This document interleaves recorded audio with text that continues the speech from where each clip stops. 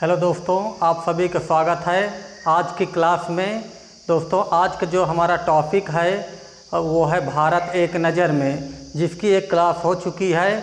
ये हमारा दूसरी क्लास और दूसरा लेक्चर है। तो इसमें भी बहुत ही महत्वपूर्ण और इम्पॉर्टेंट प्रश्न को लेकर के हम आए हैं, जो कि हर एग्ज़ाम में लगभग प्रश्न पूछे जाते हैं।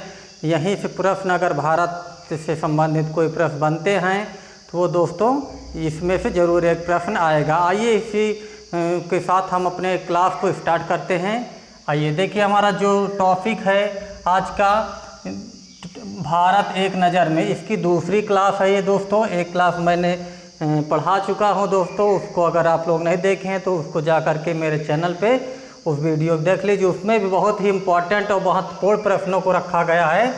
देखिए प्रश्न क्या है, केंद्र शासित राज्यों की संख्या कुल कितनी है? कुल केंद्र शासित राज्य कितने, सॉरी यहाँ 7 नहीं 9 हैं।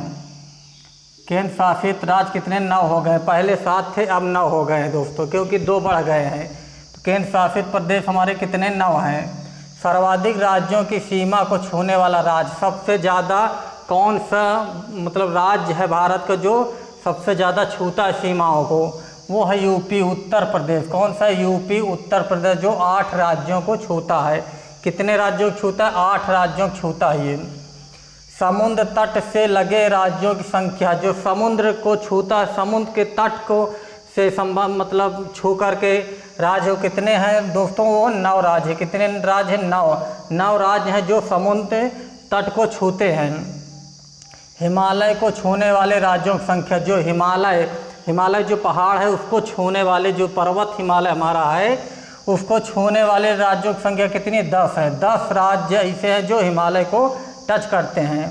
भारत की प्रादेशिक जल सीमा 12 समुद्री मील है। कितना है? 12 समुद्री मील है। भारत के मध्य से गुजरने वाली रेखा, भारत के मध्य बीचों बीच से गुजरने वाली रेखा कौन सी है? कर्क रेखा, जो भारत के बीच से गुजरती है, कर्क रेखा। अगला प्रश्न है, कर्क रेखा गुजरती है कितने राज्यों से? कर्क रेखा गुजरती है भारत के जो मध्य से बीचों बीच से रेखा गुजरती है, वो कर्क रेखा है। और कितने राज्य से गुजरती है? 8 राज्यों से गुजरती है। कितने राज्यों से? 8 राज्यों से गुजरती है। गुजरात, राजस्थान, मध्य प्रदेश, छत्तीसगढ़, झारखंड, पश्चिम बंगाल, त्रिपुरा और मिजोरम। ये इतने राज्य हैं, जो 8 राज्य हैं, ये आप लोगों के सामने लिखा हुआ है दोस्तों। इतने राज्यों को कर्क रेखा छूती हुई निकलती है, इतने राज्य को टच करती है ये कर्क रेखा हमारी। 8 राज्यों को, भारत के 8 राज्यों को कर्क रेखा छूती है, गुजरती है यहीं से। अगला प्रश्न हमारा, सर्वाधिक नगरीकृत राज्य। सर्वाधिक नगरीकृत राज्य कौन सा? गोवा। सर्वाधिक नगरीकृत राज्य गोवा है। न्यूनतम नगरीकृत राज्य हिमाचल प्रदेश। न्यूनतम, जहाँ कम नगरीकृत है, वो कौन सा है? हिमाचल प्रदेश है दोस्तों। सर्वाधिक वनाच्छादित राज्य, सबसे ज़्यादा वन कहाँ पाए जाते हैं? सबसे ज़्यादा वन मध्य प्रदेश में पाए जाते हैं। कहाँ हैं दोस्तों? मध्य प्रदेश में। सबसे न्यूनतम वनाच्छादित राज्य सबसे कम वन सबसे कम कहाँ पाए जाते हैं? हरियाणा में। हरियाणा राज्य में सबसे कम वन पाए जाते हैं, मध्य प्रदेश में सबसे अधिक। सर्वाधिक वर्षा होती है भारत में। सर्वाधिक वर्षा कहाँ होती है दोस्तों? मासिनराम, मेघालय। मेघालय में मासिनराम में सबसे ज़्यादा वर्षा होती है, बारिश होती है।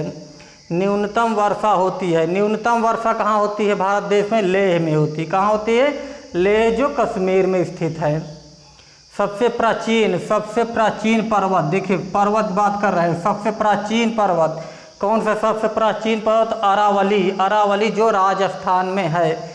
राजस्थान में अरावली सबसे प्राचीन पर्वत है। नवीन पर्वत क्या है? अगला प्रश्न है, सबसे नवीन पर्वत हिमालय। सबसे नवीन पर्वत हिमालय, इसको वलित पर्वत के नाम से भी जानते हैं, वलित पर्वत भी कहते हैं ये। देखिए भारत का सर्वाधिक पूर्वी भाग, भारत का सर्वाधिक पूर्वी भाग अरुणाचल प्रदेश। क्या है? अरुणाचल प्रदेश है, जो भारत सबसे पूर्वी है। अरुणाचल प्रदेश का पुराना नाम क्या है? नेफा। पहले इसका नाम था नेफा। ये जो आप लोगों के सामने प्रश्न थे दोस्तों, ये भारत एक नज़र में भारत से संबंधित ये महत्वपूर्ण प्रश्न थे दोस्तों। आप लोगों तक पहुंचाने का मैंने प्रयास किया है।